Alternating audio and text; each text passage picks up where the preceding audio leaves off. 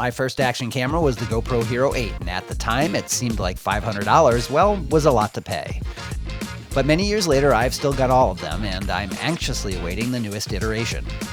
Meanwhile, I also picked up the DJI Action 3, my current favorite, and a bevy of budget offerings from Akaso, as well as a few Amazon retailers whose names I can barely pronounce. There are times when I simply need the best, and then there are those times that, frankly, all I need is something that doesn't suck. Akaso has filled this role of late with the Brave 7 and Brave 4 Elite, but after filming a few hours in preparation for my last video review, I grabbed the GoPro Hero 8 to do some comparison footage. At that moment, I had a revelation. The best budget action camera of 2023 might not be a budget action camera after all.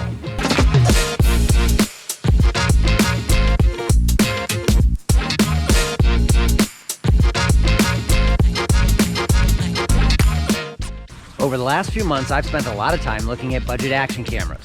Now, most of these action cameras range anywhere from $150 to $189, and I would say most of them have not been very impressive. There are a few standouts, namely the akaso products. Both the Brave 4 Elite and the Brave 7 did impress me. But as I was trying to look at what I would do for my next video, I wanted to compare some of these products to other cameras. Now, the problem with the GoPros is they're all, $500 or $600, and that didn't seem like a fair comparison. But then, as I was looking on Amazon, I noticed that the GoPro Hero 8 was selling for around $200 to $250. So that begs the question, is the GoPro Hero 8, even though it's 3 generations old, the best budget action camera of 2023? Let's find out.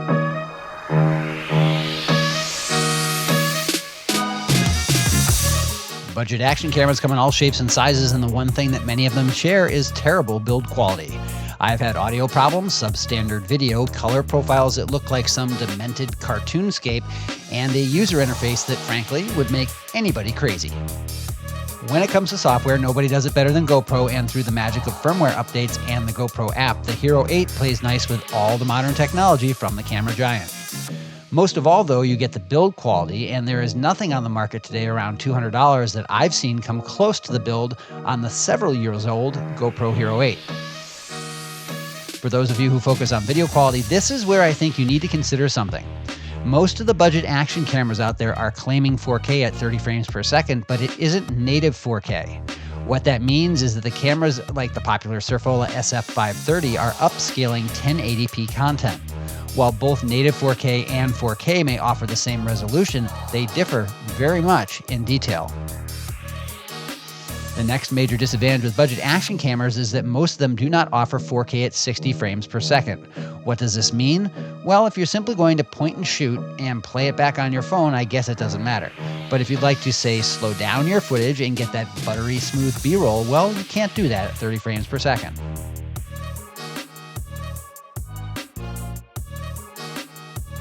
Finally, there is stabilization, and nobody in the world does it better than GoPro. And no, the older versions of GoPro's in-camera Hypersmooth will not be a problem. They are still better than today's $160 to $180 offerings, and I have many weekends of mountain biking on some pretty challenging trails to prove it.